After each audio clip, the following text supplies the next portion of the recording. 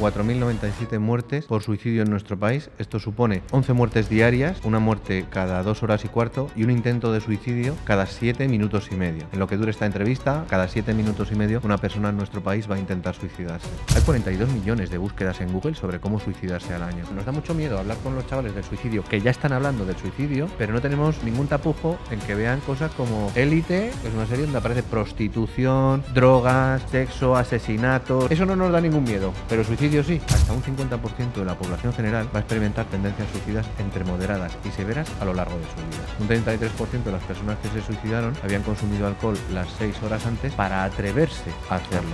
Los que más se suicidan son los mayores de 79. En menores de 30 años, de cada 200 intentos, uno lo consigue. Pero en mayores de 79 años, de cada 2 intentos, uno lo consigue. Esto le puede pasar a cualquiera.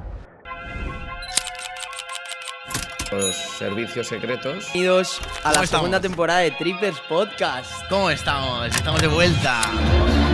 De pie palmas no sé cuánto dinero. He tenido algo grande, no sé qué. De Afganistán y pasar a Birmania. Te lo juro que de los mejores podcasts que me lo he pasado. Probablemente el mejor podcast en el que he estado. Ha sido un poco un placer. Espero que Me haya he pasado de estado a puta gusto. madre. Stay tuned.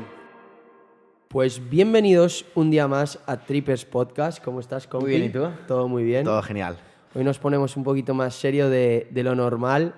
Hoy creo que traemos un tema muy interesante que la gente le va a llamar mucho la atención. Vamos a aportar mucho valor con esto. Desde hace tiempo ya que queríamos traer un tema así. Sí, No hemos visto nada en España de este tema, específicamente en podcast. Hoy traemos con nosotros a Pedro Martín Barrajón.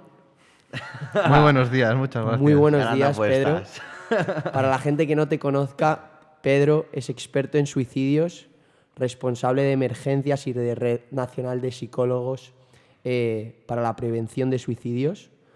Y yo me gustaría decirte primero que gracias por venir y segundo que te admiro mucho porque creo que no es un trabajo para nada fácil, es algo bastante serio. ¿Cómo estás, Pedro? ¿Cómo te encuentras? Encantado de colaborar con vosotros en este Muchas espacio gracias, de verdad, ¿eh? y de dar difusión a este grave problema de salud pública a través de un medio tan fresco y tan espontáneo como el vuestro, claro que sí. Muchas gracias. ¿Cómo empezaste? ¿Cómo fue esos inicios? ¿Por qué decidiste inclinarte por esta carrera? ¿Por la carrera de psicología o por la especialidad de...? Por la especialidad, o sea, supongo que empezaste por psicología, ¿no? Sí. Eres psicólogo.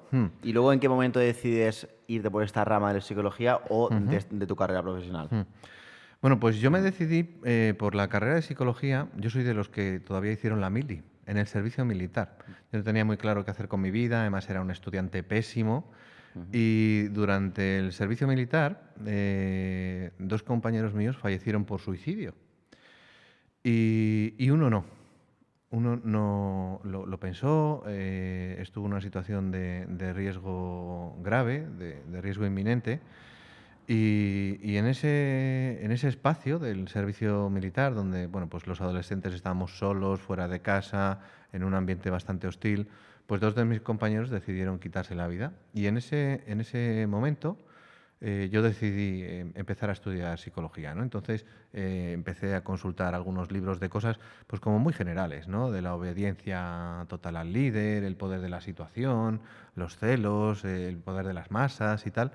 Y empecé a estudiar psicología y fue un hito muy concreto, el accidente aéreo de Spanair en Madrid, el 20 de agosto del año 2008, el que me hizo reconducir mi carrera a la intervención en crisis y la psicología de emergencias. Entonces empecé durante 6 años como psicólogo de emergencias en SAMUR Protección Civil, en el Ayuntamiento de Madrid como voluntario.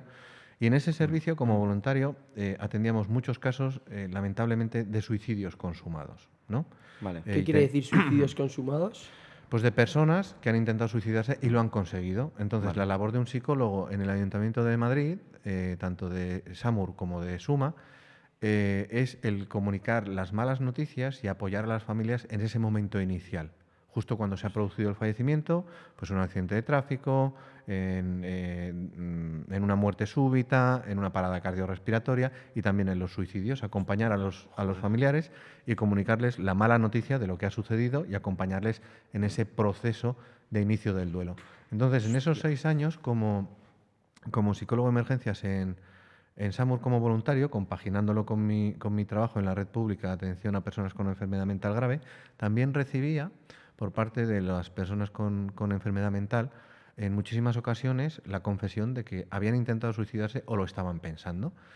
Entonces, junto con esas dos experiencias profesionales y el hecho de que a medida que fui creciendo, pues fui perdiendo a personas de mi alrededor por suicidio, conocía cada vez más casos de suicidio, leía más casos de suicidio, y a mí en 5 años de carrera y los 2 años del primer máster, 7 años de universidad, como psicólogo nadie me habló sobre el suicidio. Y yo me planteaba, bueno, pues si a un psicólogo no le forman, ¿a quién tienen que formar? Claro. A los arquitectos, a los ingenieros, a los Claro. abogados. Esto no tiene sentido, ¿no?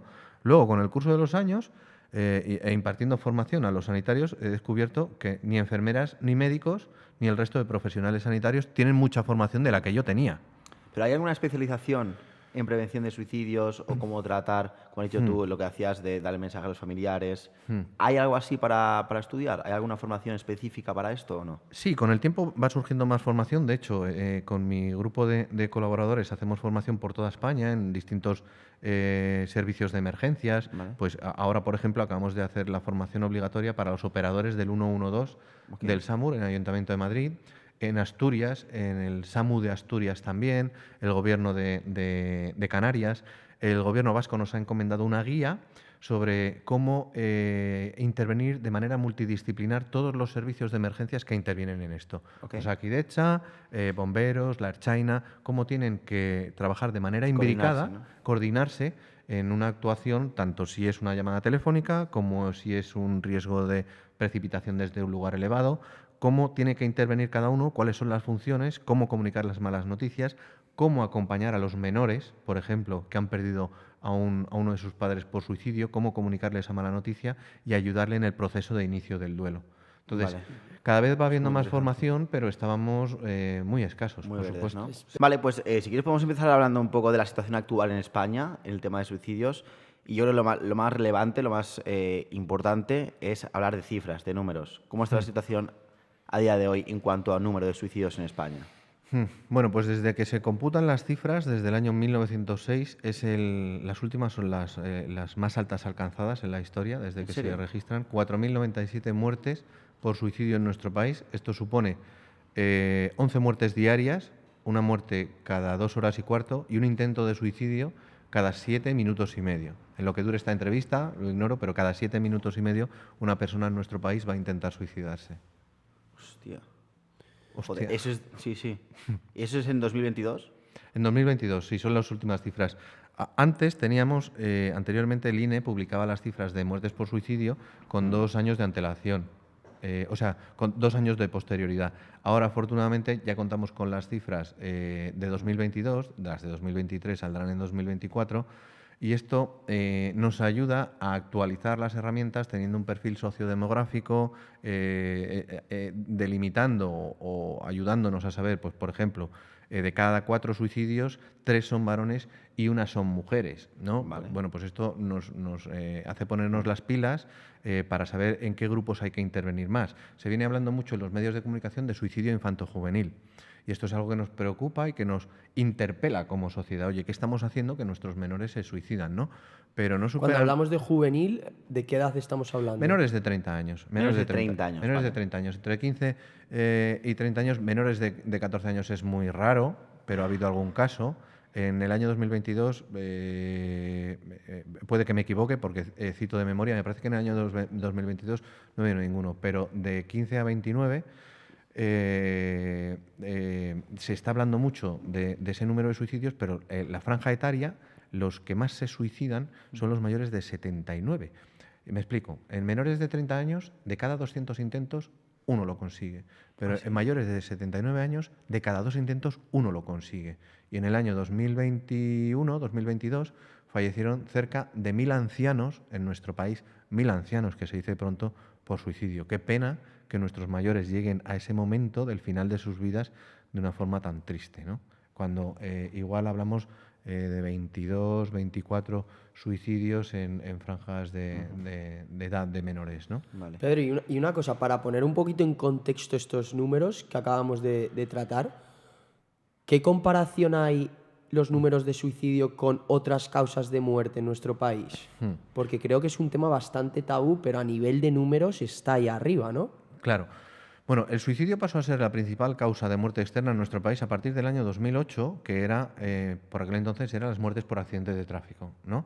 Fijaos, desde el año 2000 hasta el año 2020 disminuyeron las muertes de accidentes de tráfico de 6.000 muertes al año, 6.000 muertes al año, a unas 1.400. Ahora estamos en 1.790 en el año 2022. 1.790 versus 4.790 por suicidio. Es que son 3 veces más. Claro, casi 3 veces más. Comparándolo con otras muertes que son graves problemas de salud pública y sobre los que estamos muy concienciados, ¿no? Como los accidentes de tráfico. Fijaos cuántas cosas se han hecho respecto a los accidentes de tráfico. Joder. Y esto no ha pasado por contratar más médicos, más enfermeras ni más psicólogos.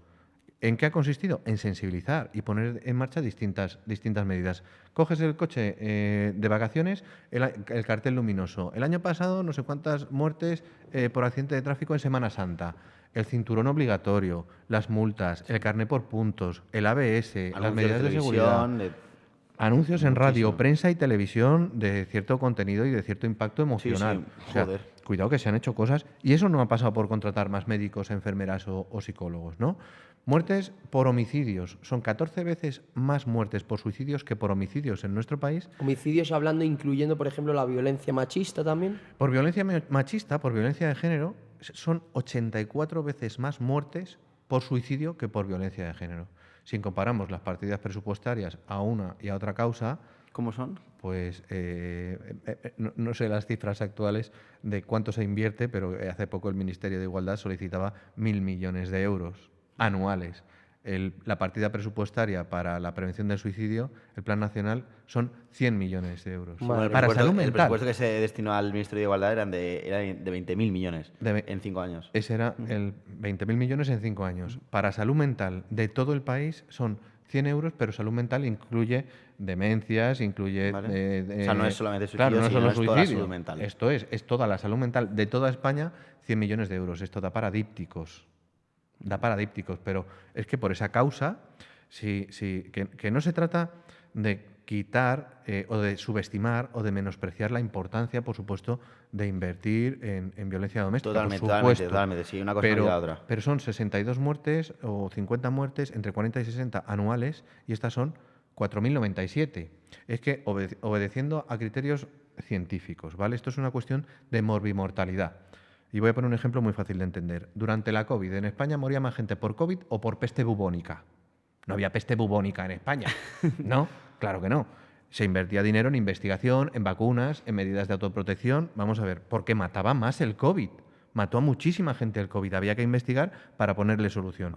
En una causa que además el suicidio incluye 1.055 mujeres, 1.055 mujeres fallecieron por suicidio y no hay una partida presupuestaria específica para la prevención del suicidio y el Plan Nacional ni está ni se le espera, el Plan Nacional de Prevención del Suicidio.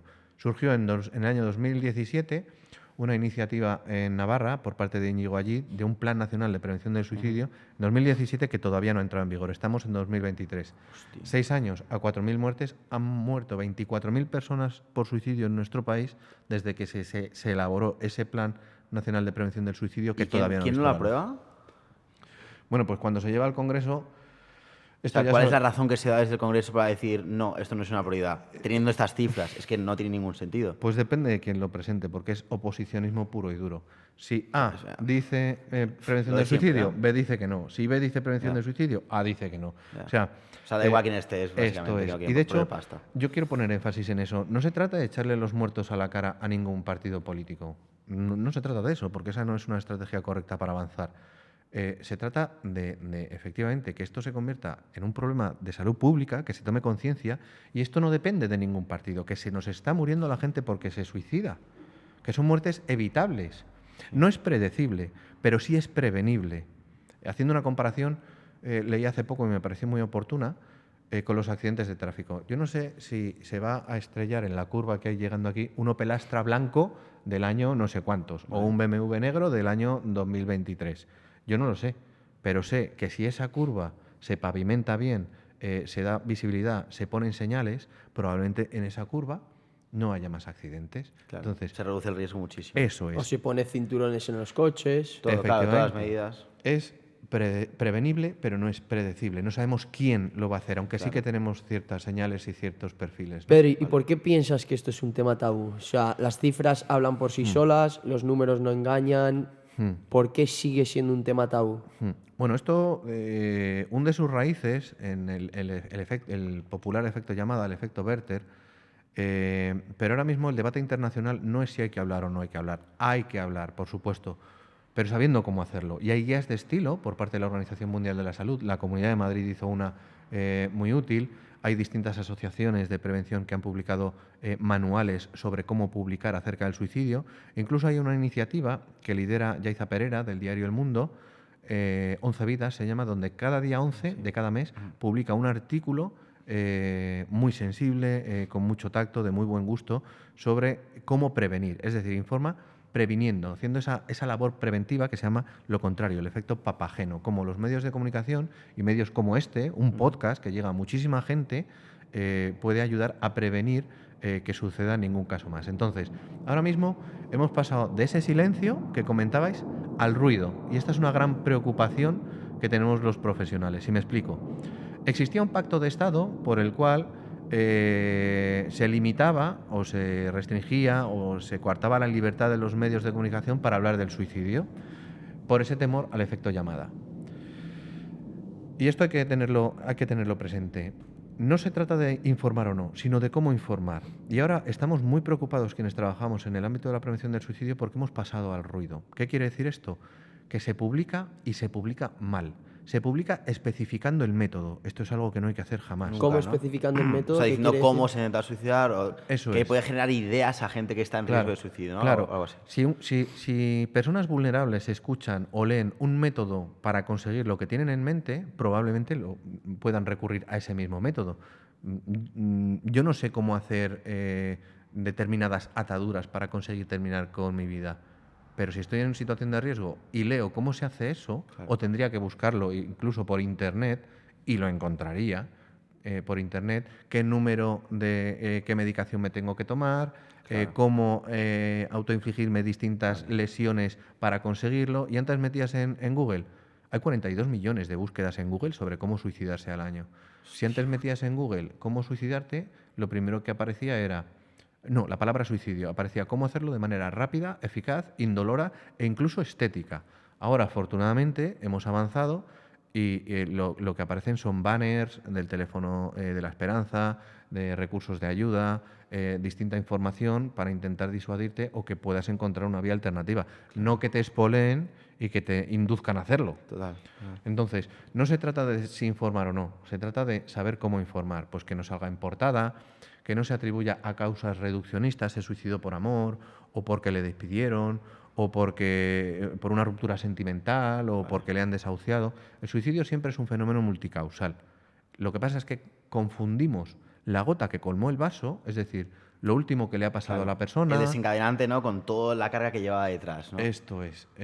Hay muchos factores que explican el suicidio y no se puede atribuir a una sola causa, ¿no? Le hacían bullying. Bueno, pues esto es un factor muy importante de riesgo, un factor precipitante en ese colectivo de menores que sin duda hay que tener en cuenta. Pero hay otros muchos que rodean a esas circunstancias. Vale, o sea, muy ¿no? importante que se hable de esto, pero que se hable bien y... Vale, muy importante que no se hable nunca del método que se utiliza, Claro. porque eso sí que puede llegar a incluso promover la acción en personas que están en riesgo. Esto es. Vale, No sé si perfecto. habéis visto recientemente dos pelis que han sacado muy buenas. La de El peor vecino del mundo, de Tom Hanks, y la de Son. Esto es una iniciativa maravillosa. Una lo hace bien y la otra no tan bien. Que justo al terminar la película ponen mensajes de ayuda y teléfonos de ayuda por si alguien que ha visto la película se encuentra en una situación de riesgo. Y esto aparece antes que los títulos de crédito, es decir, antes que el nombre de los actores, de tal, ¿no? Y esto es un mensaje súper potente que puede ayudar a alguien que haya visto esa película y se encuentre en peligro para pedir ayuda. Esto todavía no se ha incorporado al cine español. Vale, Hostia. ojalá sea pronto. Pues yo creo que podemos empezar a hablar un poquito de las causas, ¿no? Porque, bueno, acabas de comentar que es un tema multicausal, que nunca es por una sola cosa, pero supongo que estas causas que determinan al final este intento o este riesgo de suicidio suelen ser bastante comunes, ¿no? Es un perfil bastante común. ¿Podemos ir una a una por cada una de estas causas para analizarlas un poco y cómo se pueden tratar o cómo se puede concienciar a la gente para que, si se encuentra en una posición así, que sepa un poco el camino a seguir para salir de esa situación? Pues mira, nosotros hablamos de factores de riesgo y de factores precipitantes. Y además en los factores de precipitantes discriminamos por grupos de edad, en menores, en adultos y en personas ancianas, ¿no? Vale. Entonces, factores universales de riesgo, hay 6 que durante mucho tiempo se han contemplado en ese orden de importancia. Lo que mejor explica, el factor que mejor predice el suicidio son los intentos previos. Y esto es muy fácil de entender. Todo lo que se practica se perfecciona. Y el suicidio también, ¿no? La persona se pierde el temor a la muerte, se habitúa al dolor físico, aumenta el dolor físico. Por eso las autolesiones, que no siempre, ojo, son la antesala del suicidio. Hay personas que se autolesionan sin un propósito de terminar con su vida, pero sí que son algo en lo que hay que investigar. Entonces, los intentos previos es lo que mejor predice. En segundo lugar, se hablaba del trastorno mental. La cruzada actual, el propósito actual, la corriente actual para la prevención del suicidio es desmitificar esa atribución reduccionista entre suicidio y enfermedad mental. Y me explico. Vale.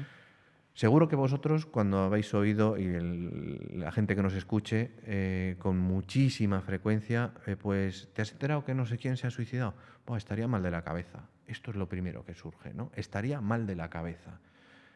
Las investigaciones más recientes y la corriente actual pone negro sobre blanco que hemos estado equivocados durante mucho tiempo. Y me explico.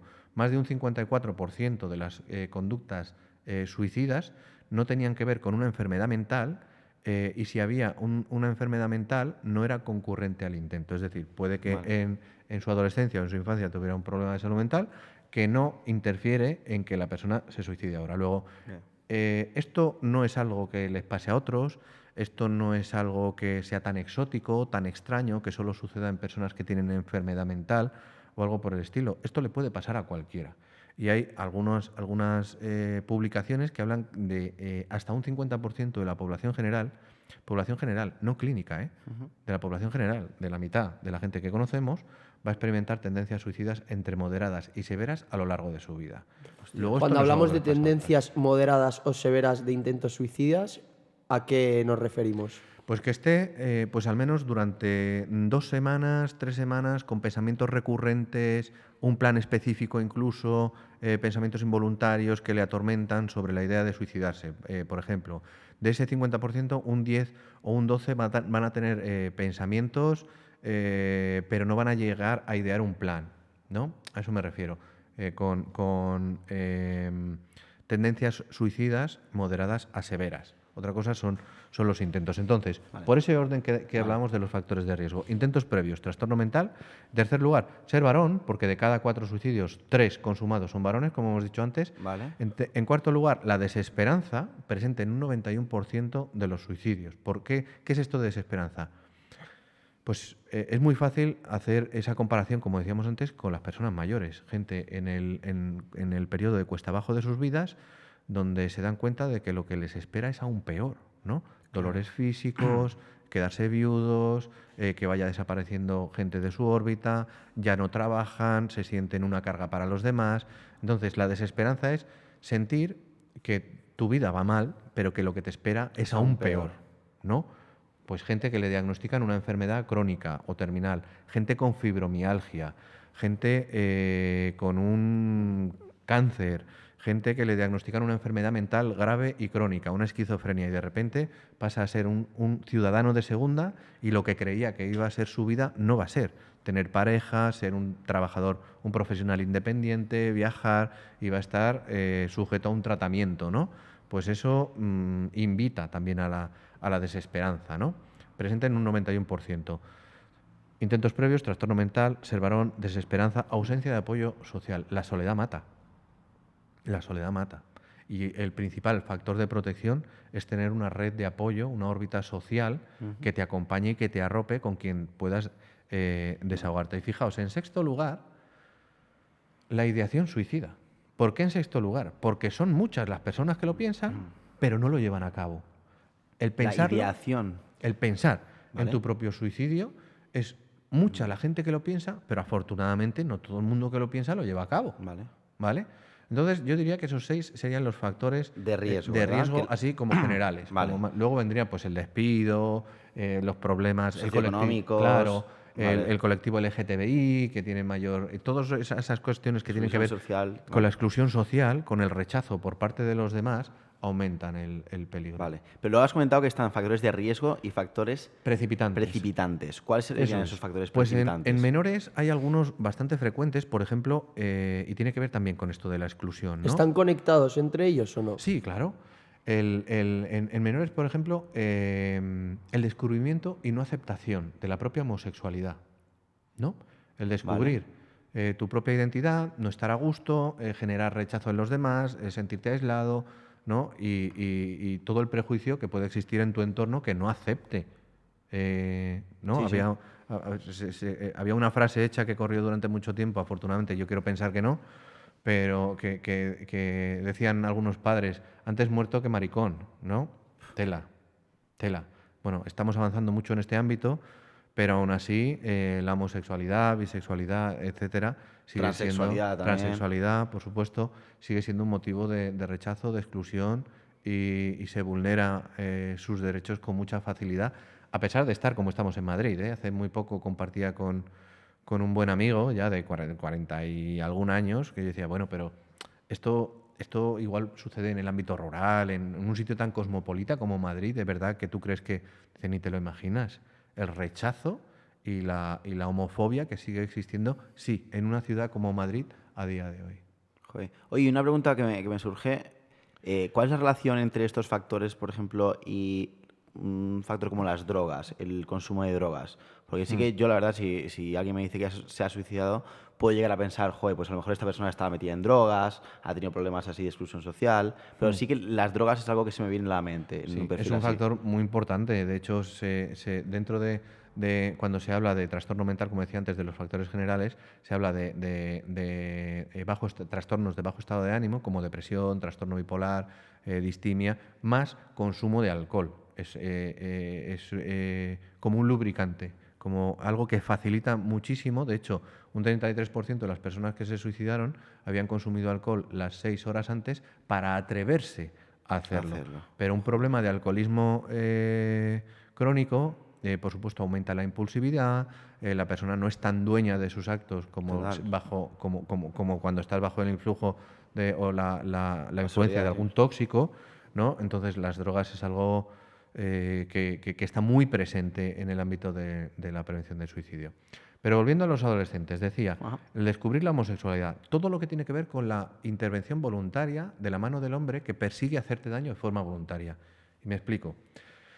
Las personas que sufren un daño a mano de otras son más vulnerables de desarrollar un trastorno de estrés postraumático que un accidente, una catástrofe natural, un terremoto, una pandemia o tal, porque se vulnera, se quiebra la confianza en el resto de la gente. O sea, personas con bullying, por ejemplo, que hayan sufrido bullying. Exacto, es el bullying. Alguien que de manera voluntaria te machaca, te humilla, te ofende. Y además, esto es un problema antiguo servido en un envase nuevo, y me explico. Las redes sociales, las nuevas tecnologías facilitan que el agresor, al no ver las consecuencias, al no ver el rostro de la víctima, se ensañe todavía más. Es muy difícil controlar la viralidad de esas ofensas. Es muy difícil, muy difícil controlar a cuántas personas va a llegar y por otra parte, la persona se siente mucho más indefensa, no sabe cómo defenderse, no sabe cómo cortarlo, y en personas jóvenes que no tienen a su alcance los medios para ponerle fin, pues se ven sistemáticamente machacados las 24 horas, que esto no es de lunes a viernes, como antes en el colegio, de 9 a 5. Ahora es las 24 horas y se multiplica exponencialmente esas ofensas y esas burlas. No sé si conocéis una serie de Identidad, me parece que se llamaba, que acaban... no es muy vieja. No, Intimidad, que es de cómo influyen las redes sociales y cómo se extorsiona a una menor y a una persona que va a ocupar un cargo público divulgando imágenes íntimas en las redes. Fantástica. Que es española, es de la actriz de La Casa de Papel. Eso es, fantástica. muy buena. Úrsula Corberó. No, de la policía. Ah, vale. Sí, es muy buena esa. Que va a acceder al puesto de alcaldesa. Sí, pero le se empiezan a difunden chantajear las diciendo que hay un imágenes. vídeo sexual, encima ya está casada y no sé qué. Sí. Es muy fantástica buena, esa muy buena. serie, muy bien documentada Muy y además buena. refleja muy bien esto que queremos decir del chantaje y de manipulación y la extorsión, ¿no? Hemos dicho dos de los menores. Lo de la propia identidad sexual, el que alguien le intente hacer daño, los embarazos prematuros, Los embarazos prematuros no también. deseados, ¿no? Puede ser Hostias. un precipitante, las rupturas sentimentales. A ver, como adultos lo vemos todo con cierta distancia, pero es que hasta los 24 años no termina de desarrollarse el córtex prefrontal del cerebro, que es el que nos ayuda a solucionar problemas a ser capaces de proyectarnos hacia el futuro Vale. y que el mundo no se nos haga bola. Vale. ¿Vale? Ajá. Disculpad que sea tan coloquial, ¿no? Pero, No, mejor aún, mejor. más pero fácil que de todo el entender mundo, que todo el mundo eche la vista atrás. Oye, cuando sufres una ruptura sentimental del que creías que iba a ser el amor de tu vida, se te hunde el mundo encima. Sí, y no ves otra salida y crees que te vas a quedar solo y se vive de una forma tremenda, ¿no? Como los fracasos académicos. Por ejemplo, otro factor importante, cuando hay una separación traumática entre los cónyuges y hay una instrumentalización del hijo. Y me explico. Se soborna o se extorsiona a la otra parte de la pareja para conseguir una pensión, para conseguir el régimen de visitas, pues ahora no te voy a dejar ver al niño, pues ahora no sé cuántos. Vale. Los chavales estos lo viven de una forma atroz y Normal. puede ser otro precipitante, ¿no? Vale. El que exista un entorno o presión para cometer suicidio a través de las redes sociales, de foros y de sitios no tan accesibles, menos a través de redes sociales, que están fiscalizando cada vez más, aunque no lo suficiente, pero sí a través de chats, de grupos y de páginas y foros más difíciles de encontrar en Internet, donde se espolean, donde se animan unos a otros, donde comparten métodos, donde se reúnen personas que están sufriendo e incluso se animan entre sí a crecer en la letalidad de la autolesión, ¿no? Esto es peligrosísimo. Entonces, pertenecer a esos foros, conocemos todos cosas de las que se ha hablado relativamente, ¿no? La ballena azul, el momo, pero bueno, hay mucho más, hay ¿no? mucho O sea, ese es más. la punta del iceberg, Eso hay es. muchísimo más. Hay mucho más detrás, muchísimo Joder. más. Qué interesante, Pedro. Pues, vale, o sea, sabemos un poco las causas, hemos tratado un poco y acabamos de hablar un poco de las causas de los suicidios, los dos tipos que hay, pero a mí me gustaría ahora pasar un poco a cómo se identifica esto. Hemos hablado que una de las formas más fáciles de identificar es cuando alguien lo ha intentado y no lo ha conseguido. Obviamente eso es una razón por la que pensar que lo va a volver a repetir, pero si volvemos un poquito más atrás de eso, ¿cómo podemos identificar a alguien que jamás lo ha intentado? Vale, es una pregunta muy buena y no sabes el alcance que tiene esta pregunta. Ahora te vas a dar cuenta de por qué es tan buena. A ver, durante algún tiempo se ha publicado y en medios de comunicación aparece una ristra de factores de riesgo, ¿no? Intentos previos, que lo haya dicho, que no sé qué, tal. Y esto se ha hecho sin tener cuidado de las personas que han perdido a un familiar por suicidio y leen este tipo de noticias. Todo el mundo que pierde a un familiar o a un amigo por suicidio luego entra en una espiral, intenta hacer una retrospectiva, cómo no lo he sabido ver, por qué no vi esto, y se hace un repaso mental de las últimas horas, minutos, días, porque pesa sobre los familiares y allegados ese sentimiento de culpa, ¿no? De, fíjate, me dijo esto y no me di cuenta, me regaló esto y no lo supe ver, cuando me dijo que me quería tanto se estaba despidiendo, cuando, ¿no? Y luego esto aumenta el ver todos esos factores de riesgo, porque un familiar necesita encajar las piezas del puzzle, necesita encontrar una explicación, pero la explicación se la ha llevado la persona con su fallecimiento, ¿no? Entonces, factores que podemos detectar antes de un intento es que la persona lo diga abierta o no abiertamente, de forma explícita o implícita. No todo el mundo nos dice me voy a suicidar, voy a terminar con mi vida, de esta noche no pasa. No siempre es así, a veces pasa. Lo más fácil de detectar es, por supuesto, que la persona lo manifieste. Pero a veces dicen mensajes que no son tan fáciles de detectar, ¿no? Como no puedo más, soy un inútil, no quiero ser una carga para nadie, total, para lo que pinto aquí, estaríais mejor sin mí, ¿no? Y esto se puede asociar a personas mayores, ¿no? Por ese sentimiento Sí, de ser una eso iba a carga. decir justo, sí. Se identifica, ¿verdad? Mm. Y es que precisamente subestimamos el riesgo de suicidio en los mayores, o como que lo justificamos, y ahí están las 1000 muertes por suicidio de nuestros mayores. Son mucho más letales y le dan menos publicidad al método. Y cuando lo hacen, como hay menos impulsividad y lo planifican durante más tiempo, lo consiguen. Por eso de cada 2 intentos, 1 es letal en los mayores, en los menores no. Entonces, volviendo a tu pregunta, que la gente se abandone, hay cosas muy visibles, ¿no? Que la gente abandone su aseo personal, su higiene, que deje de prestar atención a las cosas que antes sí que le interesaban. Alguien que es forofo de un equipo De y repente pasa y tal, se Como que pierde el aísla. interés, ¿no? Por Eso es, todo. Eso es. Pero esas son como muy claras y muy evidentes, ¿no? Pérdida de interés, empezar a consumir sustancias o consumir más de las que consumía, Vale. problemas de sueño o de apetito, comer mucho más o comer mucho menos. Quererse menos en general, ¿no?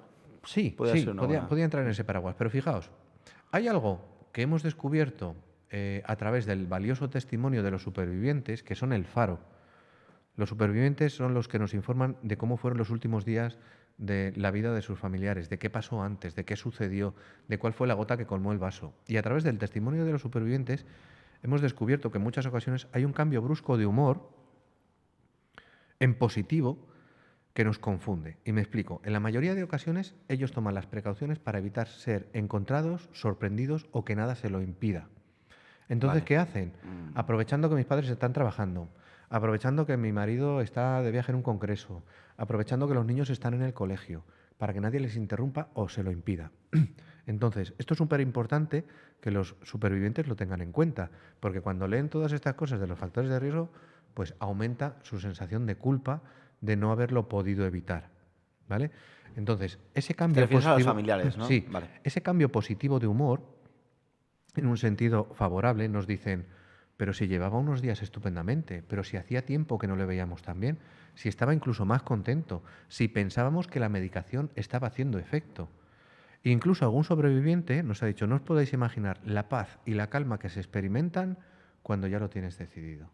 Alguien que está sufriendo y de repente ya sabe el día que caduca su sufrimiento, ya tiene el pasaporte a dejar de sufrir, Ya suelta. experimenta una calma, un alivio incluso, que es fácil de detectar.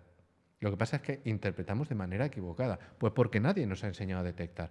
Pero alguien que está sufriendo, pues porque tiene una enfermedad mental, porque se ha quedado viudo, por ejemplo, los mayores, los ancianos, el primer año de viudez es un periodo crítico para los varones, no tanto para las mujeres. Pues en ese periodo tan complicado, donde tiene motivos para estar triste, de repente le vemos risueño, le vemos alegre, le vemos contento, le vemos calmado, sin un motivo que lo justifique, Vale. probablemente es que ya lo tenga decidido. Joder, Ese es un momento Pero entonces crucial. me resulta muy, muy complicado diferenciar, o sea, identificar ese momento, porque si una persona empieza a estar mejor, claro, ¿cómo se debe actuar? Porque puede ser que esté realmente mejor o que sea porque ya lo tiene decidido. Ajá. Entonces, claro, ¿cómo le dices a una persona, oye, o sea, ¿cómo es el approach que tienes que hacer con una persona así? Hay Que ha que- tenido un cambio de humor, está mucho mejor, Ajá. pero claro, si realmente está mucho mejor y tú le hablas de que estás seguro, no estás pensando en esto, o sea, ¿cómo se hace eso? Con especial cautela. Además, mira, Vale. en el contexto de emergencia, y hay un libro maravilloso que habla de esto, del doctor Rocamora Bonilla, presumo, bueno, o al revés, vosotros no sabéis si yo estoy en una situación de riesgo o no. Por ejemplo, alguien que lo acaba de intentar y quiere deshacerse de nosotros para que le dejemos en paz y salirse con la suya en cuanto pueda, ¿no? Imaginaos que es mi caso. Vale. Me acaban de dar el alta en el hospital por un intento de suicidio y yo os digo, no, tranquilos, podéis estar tranquilos que no lo voy a hacer, que estoy mucho mejor, que tal. Si vosotros me preguntarais, a mí, que ahora mismo no estoy en una situación de peligro, Pedro, ¿y por qué no te suicidas? ¿Qué te ata a la vida?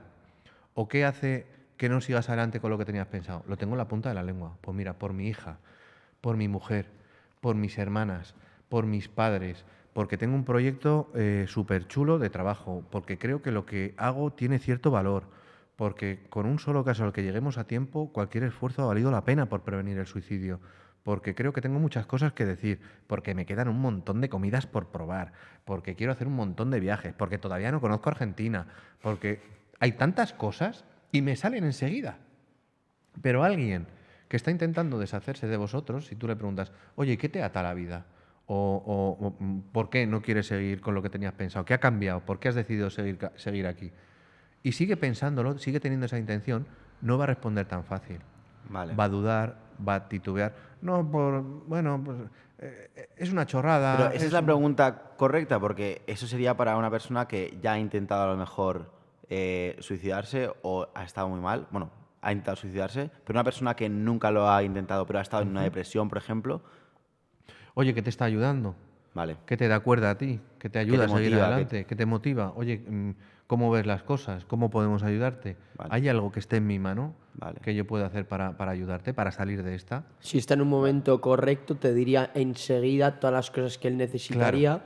Si estaría en un momento oscuro, le costaría responder a esas preguntas. Exacto. Vale. Exacto. Vale. Porque no lo ha encontrado y sigue en esa línea de pensamiento de en cuanto pueda me voy a salir con la mía, ¿no? Pero siempre tomando esas precauciones, es tan habitual que tomen esas precauciones, incluso si le preguntas. Y hay una forma errónea de preguntar. Fijaos, podemos incurrir en el error de preguntarle a alguien, ¿no estarás pensando en suicidarte? Eso es una pregunta con respuesta inducida. ¿No? Me preguntáis a mí lo que me preguntáis, Pedro, ¿no estarás pensando? No. Ya, no estarás, no. Claro, no, lo que sea, no lo que sea. ¿Cómo pregunta la gente de la calle habitualmente? No estarás pensando en ninguna tontería. No estarás pensando en ninguna locura. No. Fijaos, hasta un 18% de las personas que se suicidaron fueron el mismo día al médico de atención primaria. 1 de cada 5. No sabemos preguntar. Pero ojo, no se trata de demonizar en ninguna categoría profesional, ni a los médicos, ni esto puede pasar en la consulta de un psicólogo, de un trabajador social, de una enfermera, de un psiquiatra. El cómo preguntemos influye en la respuesta. Y la gente de la calle sí que no tiene ni idea de cómo preguntar esto. Claro, o sea, pero las preguntas que acabas de decir, por ejemplo, que si una persona que ha intentado suicidarse sale del hospital y tú le preguntas, ¿y por qué ahora no te quieres suicidar? ¿Qué ha cambiado? ¿Qué ha cambiado desde que estás en ¿Qué ha cambiado? Eso sería una pregunta correcta. ¿Qué Eso ha es. cambiado? Una pregunta incorrecta sería, ¿no estarás pensando en suicidarte otra vez? Eso es. ¿Y qué es lo que cambia exactamente psicológicamente? Cuando preguntas, ¿no estarás pensando? Ya estás facilitando la respuesta. Vale. Porque es un O sea, no y ya está. Es un no y ya nunca te está. va a decir la persona sí. Claro. O Básicamente. sea, evitar el sí no de respuesta. Eso es. ¿Qué ha cambiado desde qué tal? Oye, ¿te sientes seguro? Preguntas Vale. abiertas. Ir a buscar más Eso los es. motivos más que el sí o el no. Eso es, porque con un sí o un no, pues poco podemos hacer. Es No, muy y que fácil. rara vez, como te has dicho, este tipo de perfiles que están en riesgo de suicidio nunca lo expresan así. O sea, siempre van a buscar pues un poco aislarse para tener la facilidad para hacerlo, que nadie lo impida, como has comentado. No dar ¿verdad? explicaciones, no verse sometido a ese cuestionamiento, porque tiene la sensación de incomprensión y de aislamiento. Lo que responde la gente de la calle es, no estarás pensando en ninguna tontería, no estarás pensando en ninguna locura. A ver si vas a estar mal de la cabeza, a ver si... Vale. Claro, y eso no ayuda en absoluto. Mira, Vale. y además es mucho más útil confesar nuestra propia ignorancia. Mira, no sé cómo ayudarte y me asusta, me acojona no saber, perdón, me asusta mucho no saber cómo ayudarte, pero estoy aquí para ti y me voy a quedar el tiempo que haga falta. Vale. A ver si entre los dos conseguimos salir de este bache. Ahí quería ir, o sea, en el caso de que le hagas estas preguntas de qué te ata la vida, qué ha cambiado, qué te motiva ahora, y veas que a la persona no le sale rápidamente, que le cuesta llegar a esas conclusiones, ahí sería una señal de alerta de que esa persona puede seguir teniendo pensamientos suicidas. Entonces, ¿cuál sería a partir de ese momento la mejor manera de actuar, de ayudar a esa persona? A ver, en primer lugar, no dejarle sola. Vale. O sea, la presencia la presencia física, fijaos, y esto tiene que ver también con tanto y tanto que se publicó sobre el suicidio y la pandemia. Los meses que estuvimos confinados se redujeron el número de suicidios porque estábamos encerrados en casa. Había gente a nuestro alrededor que, o bien por temor a causarles más daño, bien por temor a que les interrumpieran, bien porque les iban a encontrar sus hijos, bien por... Esto sujetó y disminuyeron el número de suicidios durante la pandemia. Pero cuando se flexibilizaron las medidas, a partir de que nos dejaran salir más, a partir de agosto repuntaron otra vez las muertes por suicidio. Entonces, la presencia física, fijaos, en el contexto penitenciario, el 73% de los suicidios tienen lugar en celdas individuales. ¿Qué se hace? Se pone una persona a compartir celda. En el contexto sanitario, hospitalario, en instituciones de salud mental, se pone a otra persona a compartir habitación con esa persona en O sea, es situación por de esta riesgo. razón. Claro, las personas habitualmente, salvo en el contexto de maltrato extremo, de manipulación, de violencia extrema, las personas se suicidan en su intimidad. No buscan hacer daño a otros, salvo en esos contextos que he dicho, ¿vale? Pero en la presencia de otra persona inhibe de llevar a cabo lo que tienes pensado hacer. Vale. Ya sea formal, hemos dicho cárceles e instituciones sanitarias, como informal, la red de amigos, el irte a dormir esa noche a su casa y quedarte a su lado, el no dejarle ni un minuto solo, el acompañarle físicamente al centro de salud o al hospital, el permanecer, porque la gente no busca la muerte, persigue dejar de sufrir. Claro. Quiere dejar de sufrir, no quiere morir. Quiere dejar de sufrir. Quiere llevar una vida tolerable y sin semejante sufrimiento, pero no persigue la muerte. Vale. Una pregunta, no sé si hacéis este tipo de experimentos, pero es una curiosidad que me surge ahora. ¿La mayoría de las personas que se suicidan o lo intentan son religiosas? ¡Jo, qué buena pregunta! Qué buena pregunta. No tengo el dato, pero sí que sé, y lo puedo afirmar, que la religión es un factor de protección. Es un factor de protección. Yo envidio a quien tienen esa vida religiosa, que forman parte de una comunidad donde se sienten arropados, escuchados, un sitio donde rendir culto e incluso unas creencias después de la muerte que les ayudan a salir adelante, porque es un factor de protección muy poderoso. A ver, la Iglesia... Bueno, que es pecado, en el cristianismo es pecado, ¿verdad? Quitarte la Efectivamente, vida, sí. efectivamente, pero fijaos, ni la Biblia ni el Antiguo Testamento se pronuncian a favor ni en contra del suicidio. Fue San Agustín quien en el siglo V dijo, el suicidio es un pecado capital. Y entonces, desde entonces, persigue, castiga el suicidio, pero fijaos, hasta 1983, vosotros sois muy jovencitos, pero quienes peinamos canas, esto es casi antes de ayer, el que peine algo, esto es casi antes de ayer, la Iglesia prohibía que se enterrara a un suicida en el cementerio, se prohibía el funeral y se prohibían los cultos, se prohibían los rituales funerarios de alguien que se había suicidado. No así de genocidas, de asesinos y de más calaña, pero del suicida sí. Entonces la familia vivía esto con absoluta vergüenza, con ocultamiento, y no hablaban del motivo real, que por supuesto todo el tabú que existe en torno al suicidio algo tiene que ver con la influencia de la religión en nuestro país. Desde el año 500 y pico hasta 1983 la Iglesia prohíbe todo eso. En apenas 40 años que se ha flexibilizado todo eso respecto al suicidio por parte de la Iglesia, es muy difícil cambiar 1500 años en apenas 40.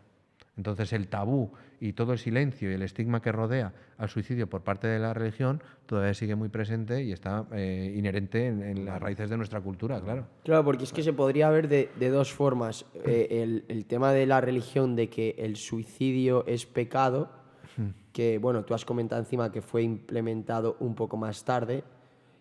Al final eso lo que hace es proteger al individuo porque tiene esa creencia de que es pecado suicidarse, pero por otro lado, pensando en otras religiones y otros acontecimientos que ha pasado, de terrorismo incluso... Qué preguntón. Claro, que las personas al final, con esa religión, al final lo que consiguen es que si eres ateo, a lo mejor te podría dar incluso más miedo perder tu vida porque es lo único que crees. Ojo, fíjate, en países que no tienen ese cortapisas, por ejemplo, China, países orientales, en China, por ejemplo, está justificado el suicidio femenino en caso de sufrir una violación o una agresión sexual. Y fijaos, 1/3 de la población mundial que se suicida en el mundo, hasta 300.000 muertes por suicidio, se producen en este país, en China. Luego, la religión protege, pero la falta de religión no garantiza que se suiciden menos, porque justifica, ¿no? Y está asociado en estas culturas a cosas como el honor, ¿no? Habéis oído, los japoneses habéis oído el harakiri, habéis oído los kamikazes. Entonces, incluso a las chavalas con 15 años en la menarquia, cuando tenían su primera menstruación, se les enseñaba y se les regalaba un puñal para, en caso de sufrir una violación, seccionarse la carótida y atarse las piernas con un cinturón para no caer en una postura indecorosa. Luego está asociado al honor, ¿no? Y está justificado incluso. O sea, no tiene bastante una niña con que la violen. Joder. como para tener la obligación, para preservar el nombre, el buen nombre de su familia, de terminar con su vida. Está justificado, ¿no? Entonces, la Iglesia protege, bueno, Bueno, protege también y yo creo es que un factor de protección sin ningún lugar a dudas por todas esas cosas que hemos dicho. Pero bueno, pues el demonizar Puede ser. a la familia y el pero estigmatizar también, esa causa de también muerte. influye también en la esperanza y en la fe, porque muchas Eso de las es. personas tienen algo en lo que creer, entonces Eso decir, por lo es. menos si no lo hago por mí, lo voy a hacerlo por algo en lo que creo. Si Eso una es. persona no es religiosa y no cree en nada, pues puede tener, yo creo, más fácil ese sentimiento de desesperanza que has comentado antes, que a lo mejor le puede inducir a estas, Sí, a eso estas es. prácticas. Claro, pero por otro lado también...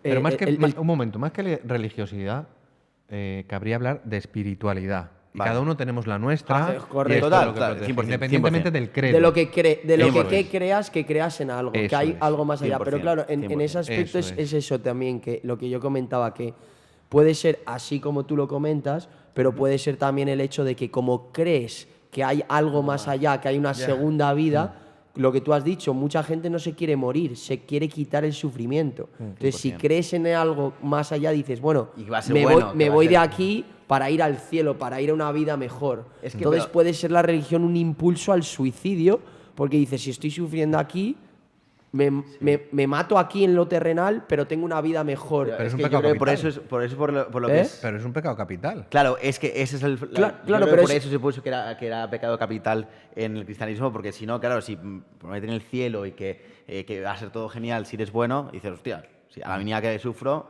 me quito la vida y luego alcanzo Pecado capital. ese sitio o ese, bueno, ese Que lo cielo hemos que... vivido bueno, y acontecimientos históricos, ataques terroristas, de que gente se quita la vida por Dios.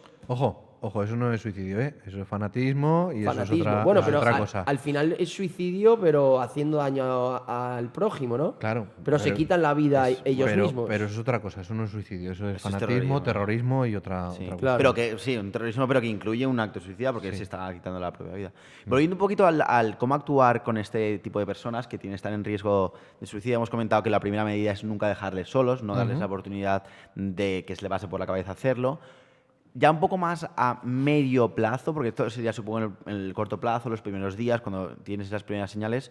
Luego, ¿cómo se debe actuar? ¿Debes contactar a un médico de salud mental? ¿Hay algunos recursos que hay ahora mismo para apoyo a estas personas?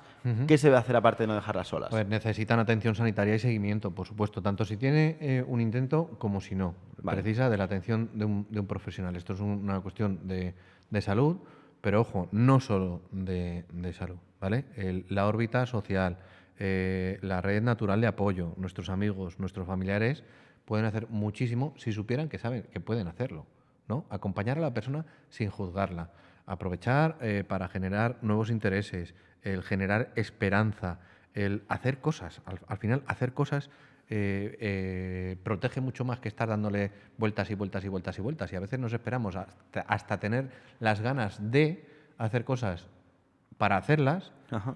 Y lo que descubrimos en la mayoría de ocasiones que es haciéndolas donde te das cuenta, Totalmente. ¿no? Porque si apareces a que Vale. lleguen las ganas que llamen las ganas a tu puerta, Vale. igual no aparecen. Pero Entonces, ¿qué recursos hay de ayuda ahora mismo en España, por ejemplo?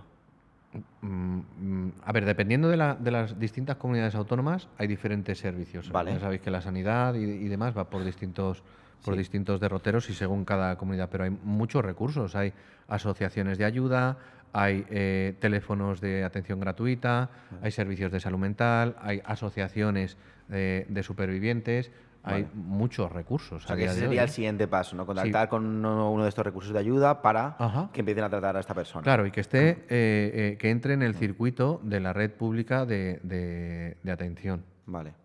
Claro, no dejar a la persona.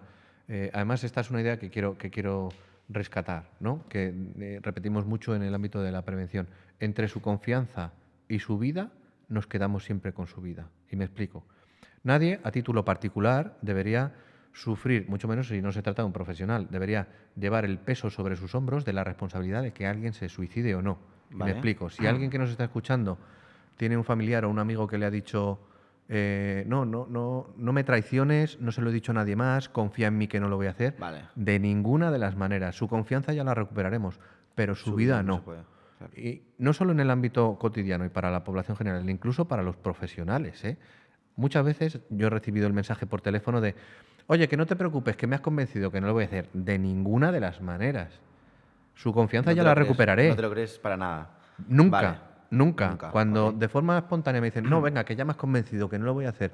No, que ya, la verdad es que veo las cosas de otra manera. Así de buenas Eso puede a ser el vídeo que has primera. comentado antes, que de repente el cambio de humor que quiere Claro. ganarse tu confianza Claro. para que le dejes en paz y poder hacerlo. Y que nada se lo impida. Entonces, entre su confianza y su vida, nos quedamos con su vida. Y que nadie sienta el peso o la idea de que está traicionando la confianza de nadie. No, no, estás velando por su salud.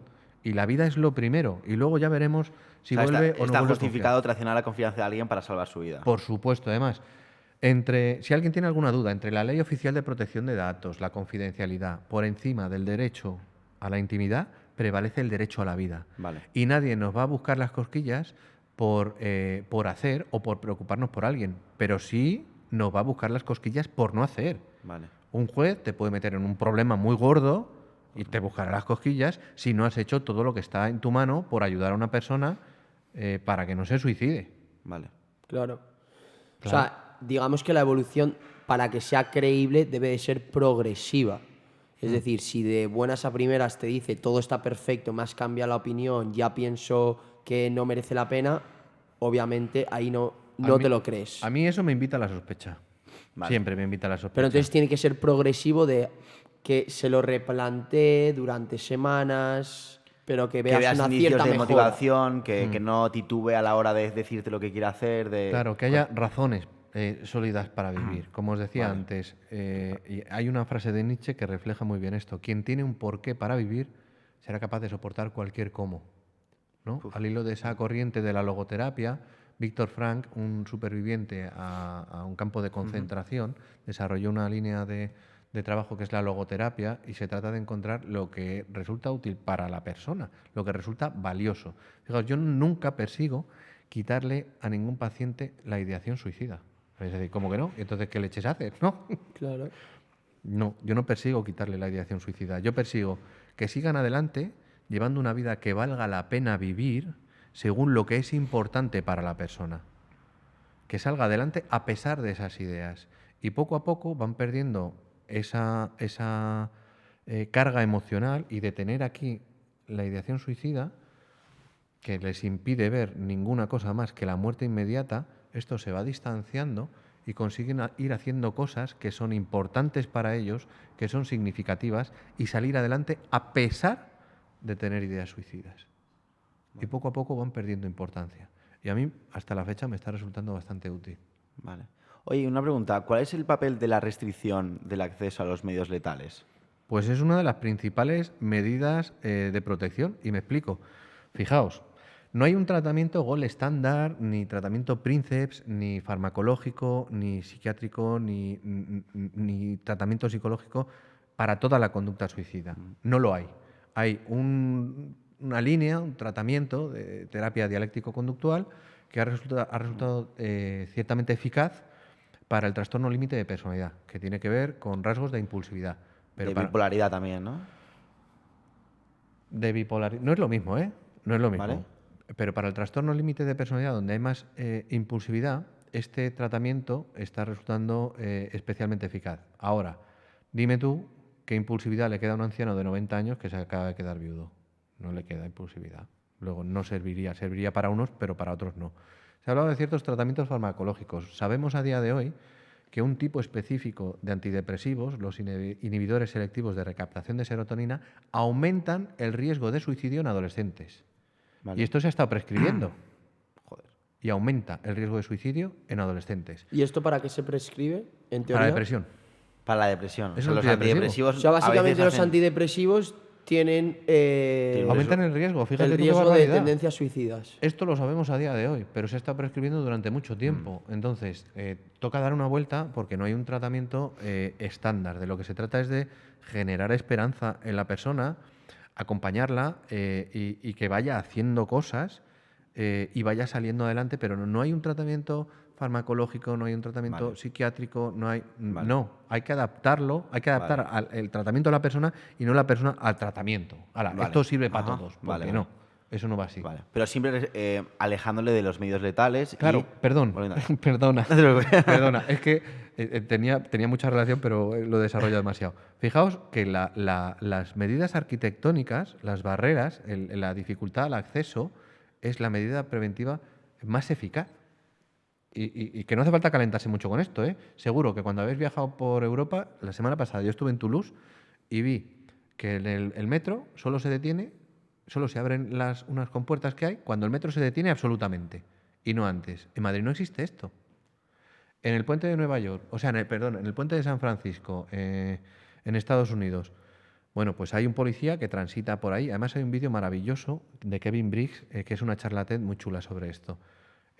Hay un teléfono de ayuda, hay pegatinas. En Corea lo que han puesto ha sido que para que la gente no se suba y trepe a lo alto de la valla y se precipite al vacío, han puesto como un rodillo por el que si tú intentas subirte, pues te resbalas y no puedes trepar, ¿no? Por mucho que intentes subirte, te resbalas y no puedes subirte ni encaramarte a lo alto. En sitios públicos, bueno, en Madrid tenemos las mamparas del puente de Segovia, del viaducto. Vale. Esto no fue una iniciativa de la administración, fue una iniciativa de los vecinos cansados de ver cómo ponían su vida en peligro, pues porque es un sitio donde recurría la gente con cierta frecuencia.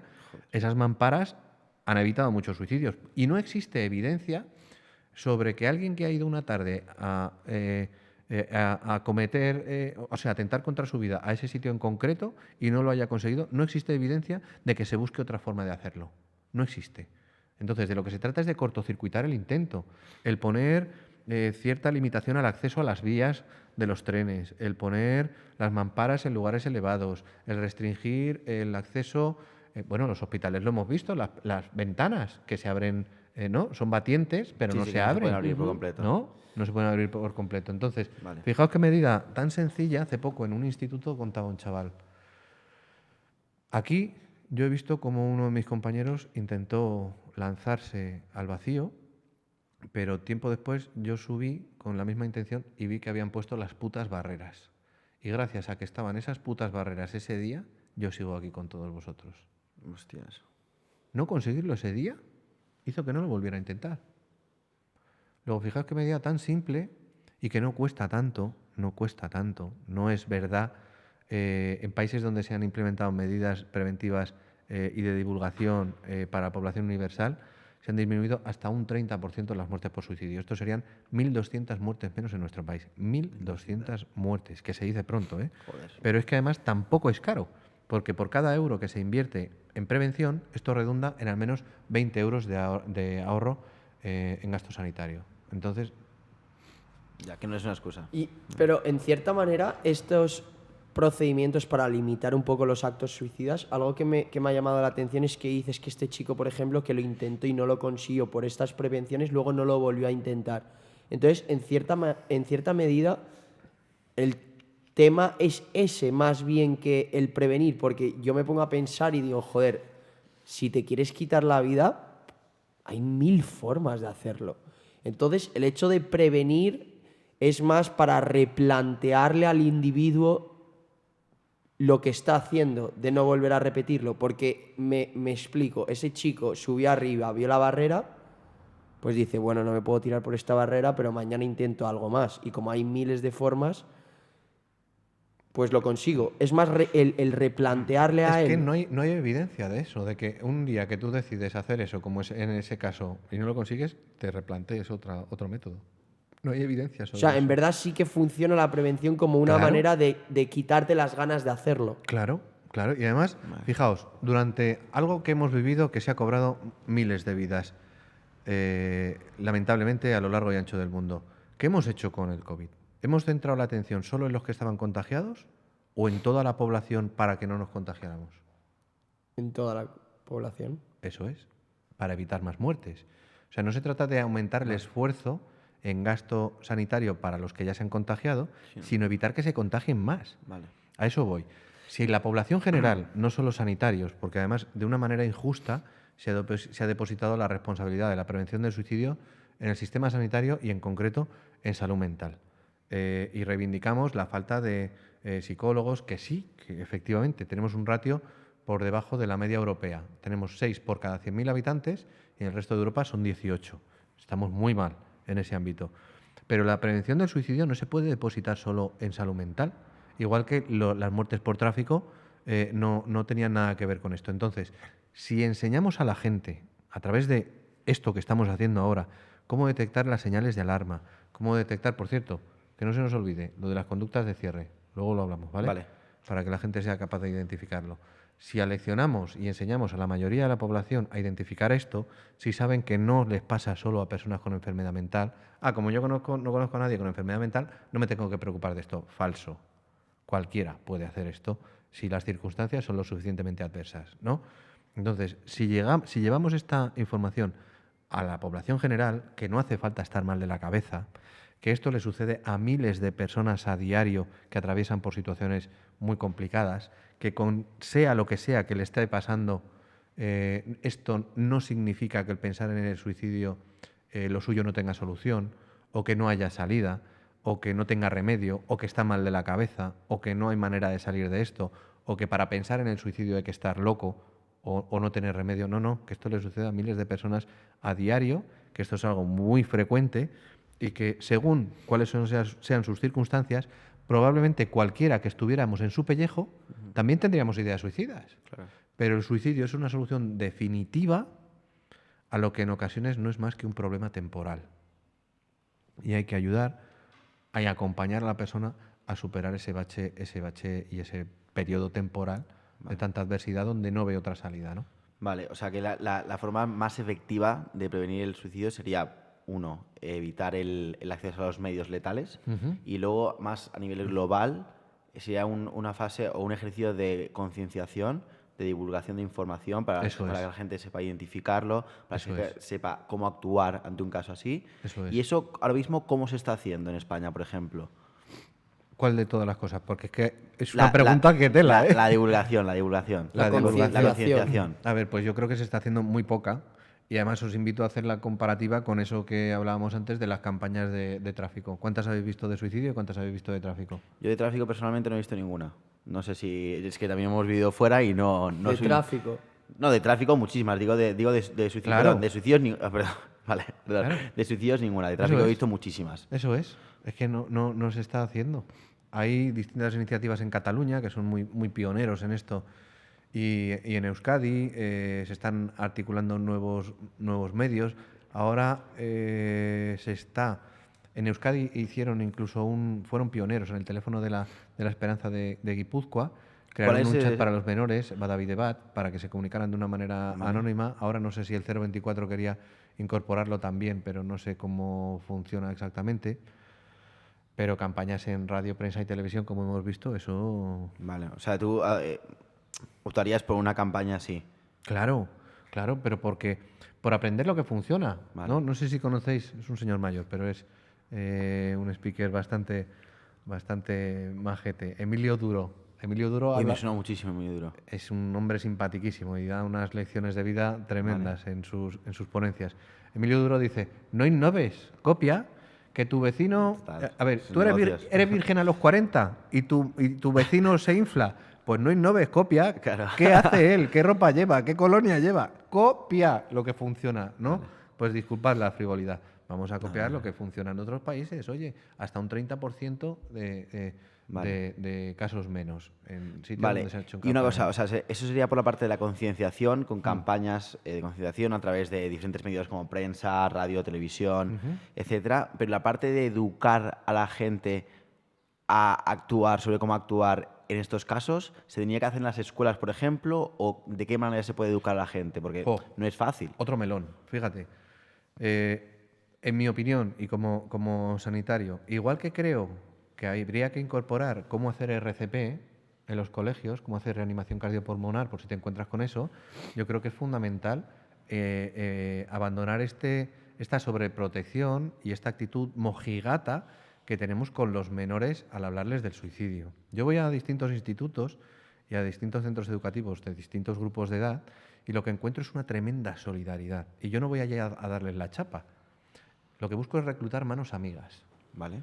Porque nadie mejor que ellos para saber qué chats, qué foros, qué mensajes, qué lenguaje casi jeroglífico utilizan entre ellos para comunicarse que están en peligro y qué métodos están copiando e imitando, como sucedió con los trastornos de la conducta alimentaria, qué comer, qué no comer, cómo imitar métodos de purga y demás. Esto está sucediendo también con la autolesión y el suicidio.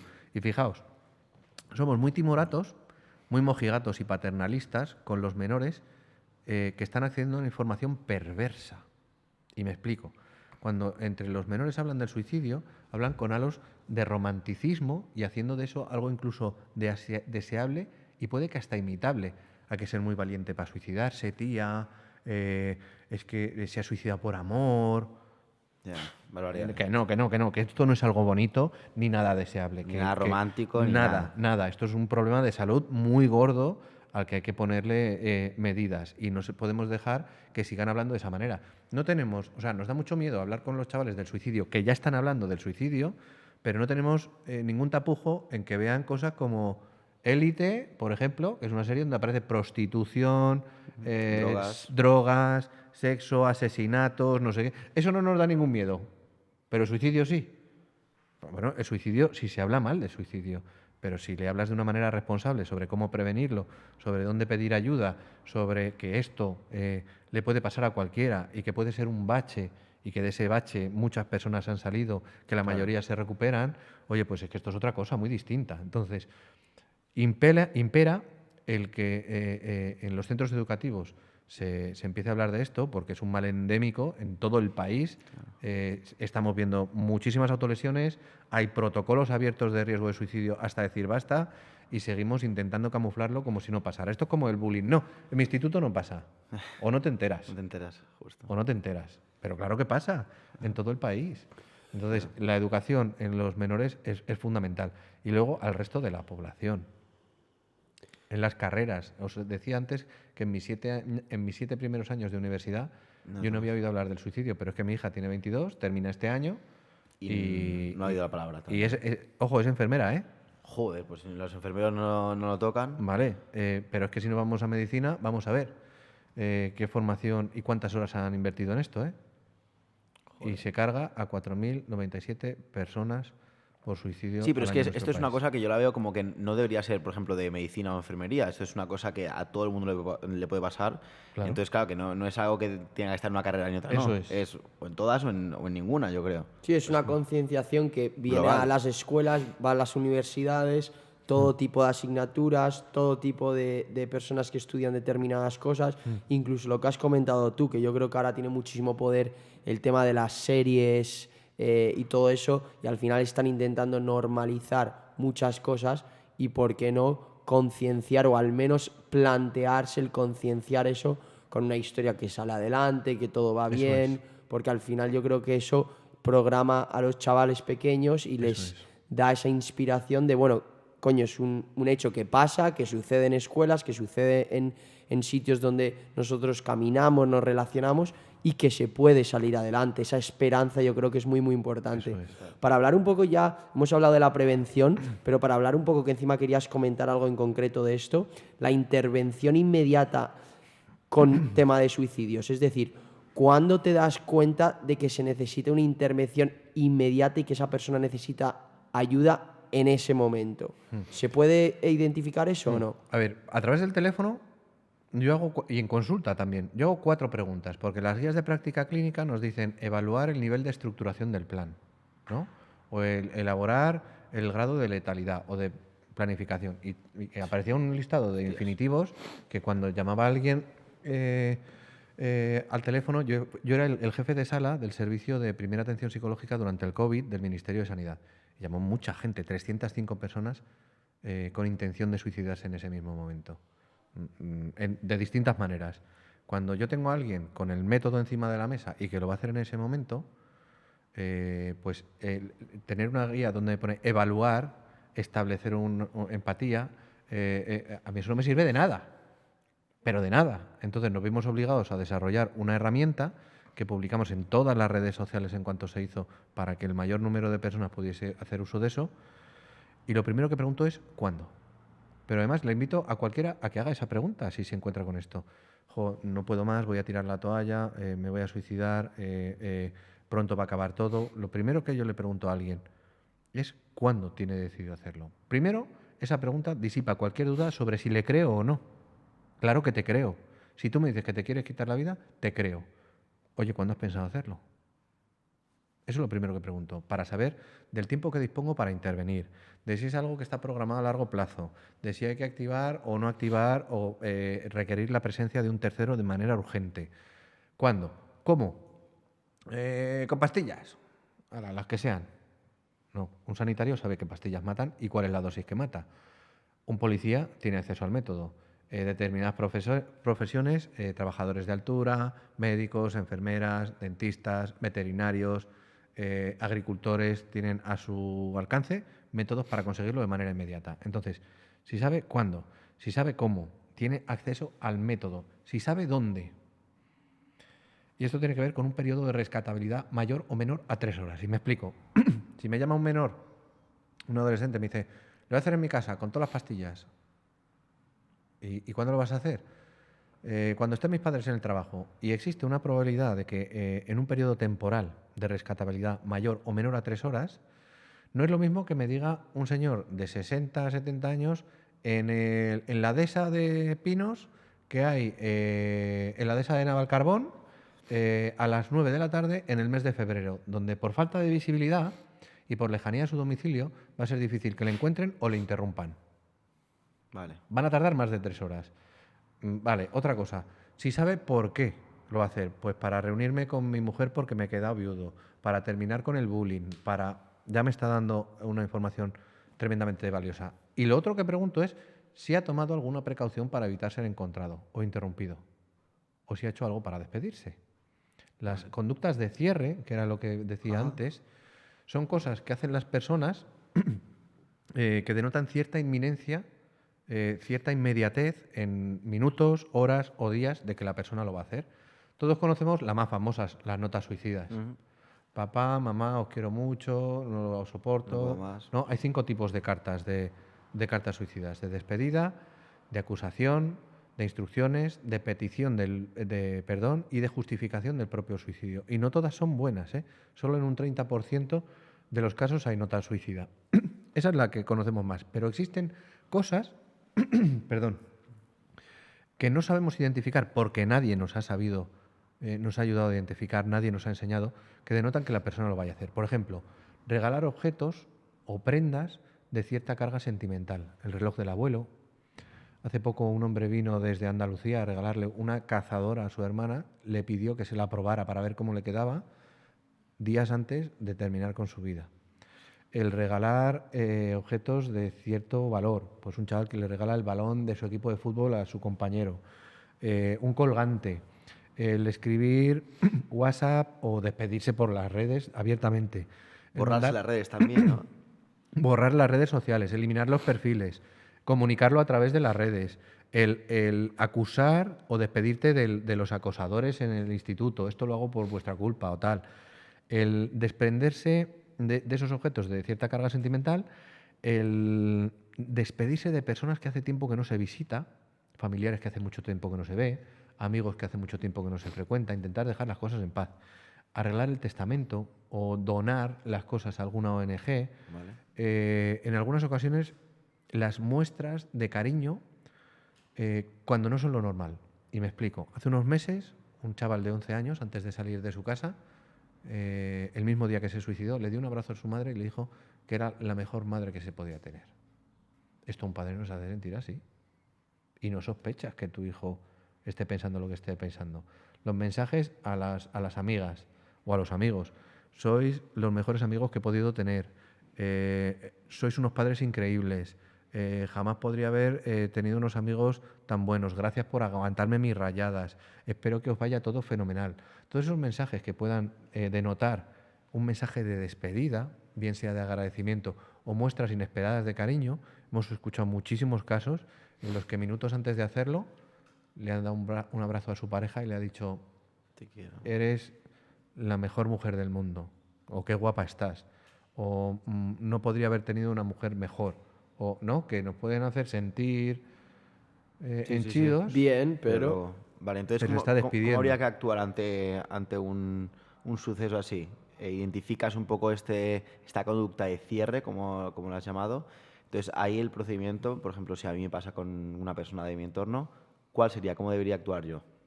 Compartiendo abiertamente, oye, estoy preocupado por ti. Vale, hablando con esa persona, Claro. pero claro, esa es mi pregunta. O sea, lo conveniente ahí es hablar con esa persona o recurrir a profesionales que Claro. hablen con esa persona. Eso es. En primer momento, mostrarle tu preocupación. ¿Vale? O sea, en ir de frente no hay nada de malo.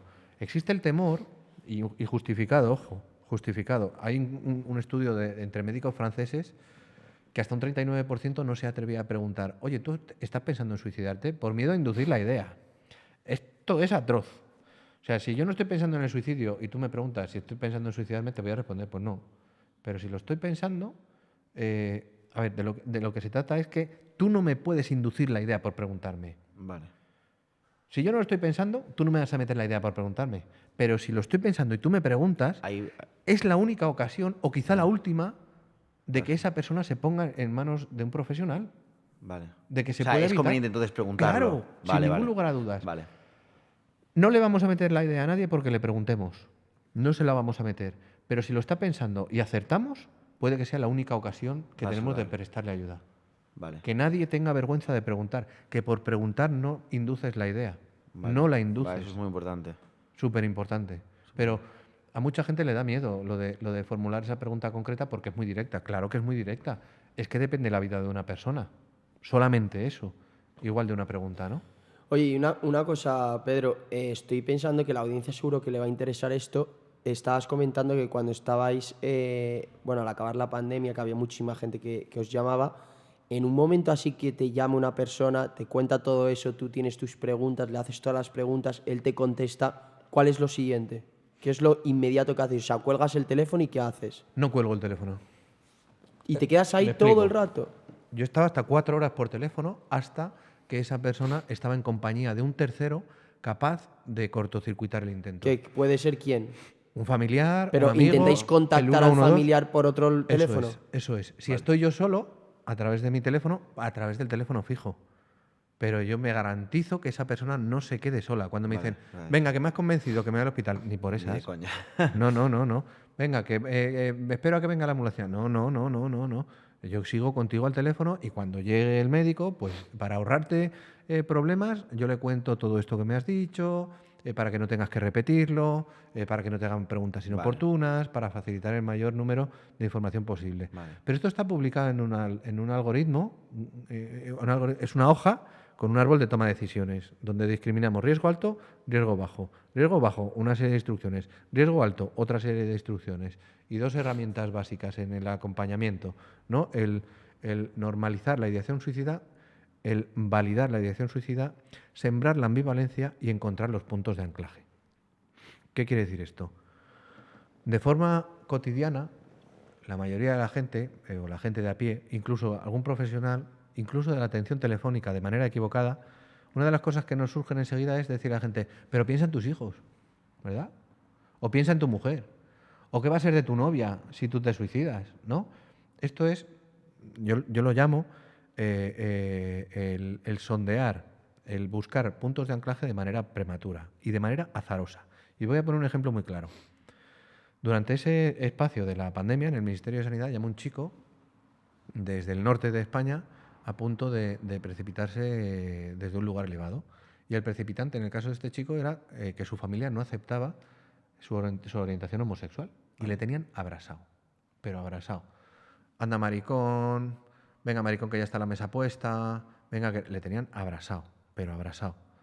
Imaginaos que mi compañera coge y le dice, pero piensa en tu madre, ¿qué va a ser de tu madre si te suicidas? Pues le estamos pulsando el botón rojo. Ya. ¿Que piense en mi madre? Pues igual estamos provocando que siga con lo que tiene sí. pensado. O si a una mujer le dices, piensa en tu marido, y resulta que hay violencia doméstica, Sí. y es el precipitante. O a un marido, piensa en tu mujer, y resulta que hay infidelidad. Y como sea, en una dirección sí. o en otra. Sí, ¿no? sí, total. Hay que tener mucho cuidado con esto y no buscar de manera...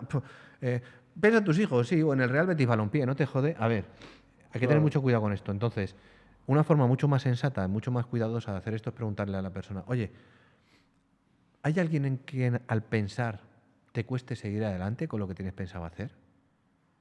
Y fijaos que estamos preguntando lo mismo, pero sin pulsarle el botón rojo. Vale, sin riesgo de que... Eso es. Sí, porque inmediatamente va a pensar en alguien positivo. Sí, Claro, Vale. claro. Qué bueno. Oye, ¿quién sería la persona o qué sería aquello por lo que valdría la pena vivir? Y es lo que es importante para él, no para ti.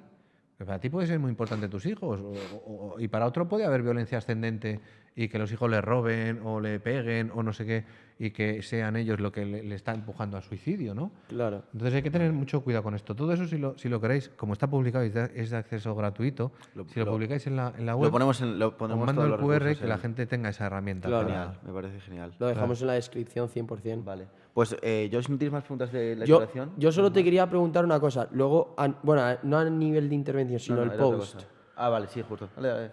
Que te quería preguntar en plan, vale, sabemos un poco la intervención inmediata, pero ¿cómo pasa el proceso de después? Es decir, la persona se intenta suicidar, habéis hecho vuestro trabajo, la habéis calmado, la habéis estabilizado emocionalmente, pero supongo que hay un trabajo enorme después de eso a nivel terapéutico, psicólogos. ¿Cuál es ese trabajo? A ver, depende del ámbito, si es público o es privado, y depende del profesional que intervenga en esto. Por mi parte, pues se trata de generar esperanza y razones para vivir, de encontrar qué ha sido importante antes de este intento y a lo largo de su vida e intentar retomar aquellas cosas pues que le daban cuerda. Hay gente que ya no puede ser profesor porque se ha retirado. Bueno, ¿y qué otra manera de enseñar tienes tú en esto?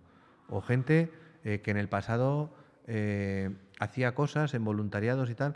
Bueno, ¿y cómo podemos rescatar esa actitud de ayuda y servicio? Vale, tu profesión es otra y no eres médico, enfermera, psicólogo, ni trabajador social, ni estás en ninguna ONG. Pero ¿cómo podemos darle salida a esto que a ti te ayuda, que es ayudar a otros? ¿Cómo podemos encontrar esas formas? Y poco a poco ir construyendo y tejiendo una red social de apoyo. A nivel de vida, ellos, por ejemplo, siguen trabajando, hacen una vida normal. Claro, cuando se recuperan... A ver, el 85% de la gente que sobrevive a un intento grave va a fallecer por otras causas. Luego, claro que hay esperanza después de un intento. Que no van a ser suicidas de por vida. Vale. No. Claro, es un problema temporal. Claro. En los casos. Vale. Claro, y la gente se recupera y retoma su Y vida. más o menos, ¿cuáles son los procesos de recuperación? ¿Se sabe eso? Es decir, cuando desde el primer intento de suicida a vosotros decir que está totalmente en perfectas condiciones, ¿se sabe eso o es imposible de medir? Bueno, cada uno tenemos unas herramientas. Cuando yo he tratado con gente en riesgo suicida, una técnica, una herramienta que utilizo que es frívola, pero que lleva mucho detrás, ¿no? Yo le pregunto al final de la sesión y solo después de unas cuantas veces donde el riesgo disminuye, muy significativamente, entonces doy un alta temporal.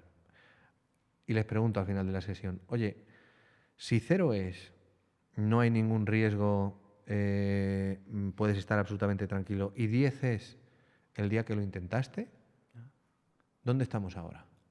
0 es ni de coña, no lo voy a hacer jamás, ni se me pasa por la cabeza. Y 10 es, de esta noche no pasa, ¿dónde estamos ahora? Pues un 6, Pedro. Bueno, pues es un 6. Pero no te voy a engañar. Claro, es que no me tienes que engañar. Pues un 8, Pedro. Pues si es un 8, bueno, pues entonces tenemos que tener igual citas semanales o cada menos tiempo, cada 3 días, si a ti te parece, o activar un sistema paralelo. Y un sistema paralelo, yo sé que esto a algún compañero que me oiga no le va a gustar, pero yo no quiero tener la responsabilidad sobre mis hombros de que alguien se haya quitado la vida porque yo no le he atendido. O porque me ha llamado y yo no lo he cogido. Entonces, las personas que yo atiendo en riesgo tienen mi teléfono a las 24 horas. Me pueden llamar a cualquier hora del día o de la noche. Nadie, 20 años de profesión, me ha molestado jamás a las tantas de la mañana. Nadie. ¿Me han llamado a las 4 de la mañana? Sí. Pero me han prestado la oportunidad de tender una mano amiga y llegar a tiempo para que una persona no llevara a cabo lo que tenía pensado hacer. Una persona lo ha hecho y se llegó a tiempo. ¿Que no duermo bien? Pues al día siguiente descansaré. Me da igual. A ver, esto lo puedo decir como desde mi ámbito de trabajo, que es en una clínica privada. Claro. ¿Vale? Yo entiendo que hay instituciones donde esto no se puede hacer, pero garantizar el apoyo, que la persona sepa que te puede llamar a cualquier hora del día y que no estás sola, esto ya es terapéutico per se. Y en alguna ocasión algún paciente me ha dicho, es que, mira, no lo he necesitado, pero saber que estabas detrás a mí me ha ayudado a sentirme mucho más seguro y mucho más tranquilo. Entonces, después de preguntarles en 3 o 4 ocasiones, oye, y hoy de 0 a 10, ¿cómo estamos? Después de terminar la sesión, ¿cómo estamos en cuanto a riesgo de suicidio? Si 0 es ni de coña y 10 es de esta noche no pasa, ¿dónde estamos hoy? Bueno, pues hoy un 4. Bueno, pues un 4. Y hasta que en 3 ocasiones seguidas no me dicen que el riesgo es 0, No les das el alta. no les doy el alta. Aún así, sigo haciendo seguimiento. Vale. Vale. Y a mí me gustaría, cerrando ya el tema un poco de la intervención, cerrar la charla en general con una pregunta que me ha surgido hablando contigo, y es el tema de la eutanasia, que se podría considerar una forma de suicidio, pero no sé qué opinión tienes tú acerca de ella. Son dos cosas distintas, ¿vale? Muy distintas. Y de hecho, no soy experto en eutanasia y no me voy a pronunciar ni voy a descarrilar porque perdería credibilidad. Sin embargo, una de las diferencias importantes es preguntarle a los familiares. Y me explico. Ningún familiar queremos para nuestros padres, hermanos, abuelos el encarnizamiento terapéutico y que sufran. ¿Vale? Ajá. Queremos que el malestar y que el sufrimiento desaparezca cuanto antes y que descansen, por fin. Sin embargo, si le preguntas a un familiar por esa persona que está sufriendo acerca del suicidio, esto es otra cosa, ¿eh? Esto es otra cosa. Ninguno queremos el sufrimiento para... O sea, ¿tú no consideras la eutanasia un tipo de suicidio? No, es otra cosa. Vale. Existe el suicidio asistido, existe... Y además, en países donde se ha puesto en marcha o se ha legalizado la eutanasia, parece que no ha disminuido el suicidio como un método con métodos violentos. Vale. Luego, abrir la mano con una cosa no disminuye la otra. Okay. Y esto es un dato bastante importante, ¿eh? Sí, sí. Que la gente cree que si se legalizara o tal la eutanasia iban a disminuir los suicidios, y esto no es así. Y además se trata de otra cosa. Entonces, cuidado con esto. Los límites yo entiendo que son difusos, ¿no? Pero Muy ningún difusos, familiar quiere el sufrimiento y el encarnizamiento terapéutico de alguien que lo está pasando mal, de nuestros mayores o de nuestros Sí, padres. pero yo me refiero, o sea, a una persona que, por ejemplo, tiene una enfermedad grave, como por ejemplo el ELA, Sí. que, claro, esa persona dice, solamente yo sé cómo me siento, solamente yo soy el dueño de mi vida, porque no tengo el derecho a finalizarla de una manera digna o de cuando Pero quiero. fíjate, aquí estamos cuestionando la legitimidad, cantidad o calidad del sufrimiento de la persona. ¿Vale? ¿Por qué ese sufrimiento es más legítimo que una depresión? Eso, ahí es donde quiero ir yo, claro. ¿Por qué? ¿Por qué es más legítimo? No se trata de cuestionar eso. No, de ninguna de las maneras. Porque a lo mejor del sufrimiento del ELA no se puede salir Ajá. y de la depresión sí. Claro, pero habrá que tratarlo. A ver, Claro, pero por eso, hay tratamiento para la depresión, pero no hay tratamiento para el ELA. Claro, pero igual hay medidas paliativas. A ver, si es que yo no puedo contradecir a alguien que efectivamente, pero ni con eso ni con otra, ¿eh? Ajá. ¿Cuál es su sufrimiento? Oye, que nadie más experto que uno mismo en lo que está sufriendo, como las escalas del dolor. Oye, que si la persona te dice que le duele, es que le duele. Coño, y si hay que aplicar un analgésico, habrá que poner un analgésico. No cuestionéis como si no fuese válido el sufrimiento de esa persona, porque nos estaríamos equivocando. Pero insisto, entiendo que el límite es difuso, Sí. pero eutanasia no es suicidio. Vale. ¿Vale? Vale, perfecto. Vale, pues con esto yo creo que hemos tocado todo lo que queríamos tocar. No hemos terminado todavía, tenemos una sección final que no tiene nada que ver con el tema de hoy. Es una Es sección, una sección sorpresa. Sí. Sí, de preguntas rápidas que le hacemos a todo el mundo, son generales, nada más llevadas un poco a conocer a la persona, ¿vale? Así que nada, ¿estamos preparados? Estamos. Estamos preparados. Pues nada, Triple Quick Questions con Pedro Martín Barrajón.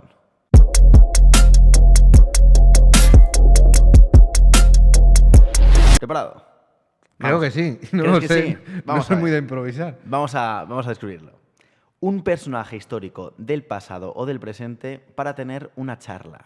Pues mira, yo siempre he tenido mucha admiración desde chiquitillo por Miguel Indurain. A mí me gustaría mucho hablar con ese señor, hombre. ¿Vale? Hostia. ¿Vale? Era Muy un buena. icono para mí ese señor. Muy buena, ¿vale? Sí, señor. Imagínate que mueres hoy y te dan la opción de revivir. ¿En qué año lo harías? En el mismo. ¿El mismo en el que has nacido o en el que has muerto? No, en el que he nacido. Vale. Ok. Vale, perfecto. ¿Cuánto vale un Bitcoin? Joder. 32.000 euros o algo así. Hostia. O 30, Ya, clavado, ¿eh? ¿Pero es eso? Sí, hoy justo ha subido a Sí. 32.000. Sí. 32.000. Sí. Oye, las clavado, ¿Vosotros ¿eh? tenéis de eso? ¿Eh? ¿Vosotros tenéis Bitcoin? Algo tenemos. Algo. Jo, qué tíos. Algo. Qué tíos. Algo hay por ahí. Seguimos. Si pudieras vivir la vida de otra persona, ya sea una persona que haya existido o un estilo de vida, ¿quién elegirías? Pues uno de mis mentores, José Ignacio Robles Sánchez, que fue mi psicólogo, fue mi tutor en mis prácticas como psicólogo en el Hospital Militar Central Gómez Ulla. Vale, Un hombre espectacular, vale, nos quedamos Un con él. sabio. Perfecto. un sabio. Pedro, ¿crees que la raza humana seguirá viva en 500 años? Buah, no lo sé. ¿Crees? Ya sé que no En lo 500 sabes. años, pues al ritmo que llevamos, no. Vale, nos En quedamos con eso. 500, no. Vale, dinos 3 cosas que van a ser diferentes de aquí a 50 años. Los medios de comunicación, Vale, 1, la forma de relacionarnos 2, muy buena, y los modelos familiares, que sí ya están cambiando. muy buena. Vale, perfecto. ¿Cuál es tu mayor virtud? Yo creo que soy bastante currante Vale, y eso me gusta. vale. Mm. ¿Y tu mayor defecto? Igual el mismo, ¿eh? Ah, que luego Porque me da problemas. le miras a problemas. Me da problemas. No, que soy muy despistado. Vale, Soy muy despistado. vale. Recomiéndanos un libro. Jo, pues mira, acabo de terminarlo hace poco y quiero volver a empezarlo. Felices los normales, Felices los... Vale, de Mercedes Navío Acosta. Pedazo de libro. perfecto. Espectacular. Lo apuntamos, lo apuntamos. Ah, bueno, y otro. Venga. Otro, pero Da por uno. este ya es que lo he leído muchas veces y me divierte muchísimo. La aventura del tocador de señoras, de Eduardo de Mendoza. Lo he leído como 7 veces y no paro de reírme con ese libro. sí. La aventura No, del eso tocador no. de señoras. Vale, los apuntamos, genial. ¿Qué prefieres? ¿Morir ahogado o morir de amor? Ahogado. ¿Vale? ¿Crees en la vida extraterrestre? No, ¿Vale? no. Si pudieras ser el mejor del mundo haciendo una cosa, ¿qué elegirías? Mi trabajo. ¿Vale? ¿Vale? Y ya para terminar, como este podcast se llama Trippers, nos encanta tripear, las historias, las anécdotas, todo esto, queremos que nos cuentes el mayor trip que te has pegado en tu vida. El mayor trip. El mayor trip, una anécdota así loca, graciosa, curiosa, paranormal. Algo que te acordarás toda tu vida. Este verano me he acordado con unos compañeros amigos del instituto de Las Rozas que me engañaron para ir a... Me engañaron, no les costó nada engañarme. Te engañaste tú solo, Para ¿no? ir a lo de la bajada del Sella y yo creía que íbamos ahí a un hotel y tal y me vi literalmente en un islote de un polideportivo que subía la marea y bajaba y cuando bajaba olía aquello a batalla vikinga. Un pestuzo, claro, y era un festival, era la bajada del Sella, la gente hasta las tantas de la mañana y yo durmiendo en una tienda de campaña que el despertar más feliz que tuve fue uno que se tropezó porque se había comido un trip y me pisó la cabeza, tío. Digo, pero qué necesidad tengo yo de estar aquí. Que ya tengo una edad, coño, para poder pagarme otra cosa. Y ¿Pero estábamos con qué ahí- edad? ¿Con qué edad Pues esto? tenía como 27 latigazos ya o más. Y me vi allí durmiendo en un... pues vale, está muy Sí, bien sí, lo de los festivales, tipo de los festival, festivales y tienda de tal, campaña, pero que yo ya qué tenía una bueno, edad para horrible. estar allí con mis colegas en una tienda de campaña y que me pisara la cabeza un tío entripado. Jo, me divertí muchísimo porque, bueno, un reguero, la gente durmiendo en las rotondas, tal, y... Bueno, pues yo no he sido nunca de festivales, ahora es mi hija la que va a los, Ahora te- a los ahora- festivales ahora y a vas la que escondidas. a la que... algo muy relacionado con eso, me acuerdo, tiene que ver con mi hija, ¿no? Que va a los festivales ahora a Asturias, a la Cuasella, al no sé qué y tal. A pegarse el trip, ¿no? Y de vez en claro, a mí esto me inquieta un poco. Sí, sí. Y de vez en cuando pues se nos hace algún tatuaje y tal. Y, claro, y se pone cosas como aquí unas runas teutónicas que significa presente en runas y tal. Y claro, porque ponerte pretérito pluscuamperfecto, como No, que no, no. en castellano no mola nada, ¿no? ¿De dónde vamos con esto, no? Y tengo esta lucha con ella de ¿y esto cuándo para? ¿Y esto cuándo? Joder. Y tengo ahí mi Es una aventura tener mi hijos, luchilla con ella. Pero bueno. bueno. Pero bien. Oye, pues Pedro, muchísimas gracias por venir, de verdad, ha sido una charla increíble, creo que súper útil para la audiencia, para todo el mundo que lo escuche, un tema totalmente necesario de hablarlo, que la gente se conciencie y aprenda cómo actuar en este tipo de situaciones, porque no hay información, hay muy poca. Entonces, muchísimas gracias, como te ha dicho al principio, te admiramos mucho por la labor que haces, admiramos mucho la gente que sacrifica su vida o da su vida para ayudar al resto, y eso es muy valioso. Así que nada, muchísimas gracias. Dejaremos toda la información de Pedro en la descripción, Sí. todos los recursos que nos has facilitado también para que la gente los tenga a mano. Y nada, a nuestra querida audiencia, Que se decirle suscriban. que se suscriba al canal. Y nada, chavales, suscribiros. Nos vemos en el siguiente vídeo. Chao, chao. Chao, chao.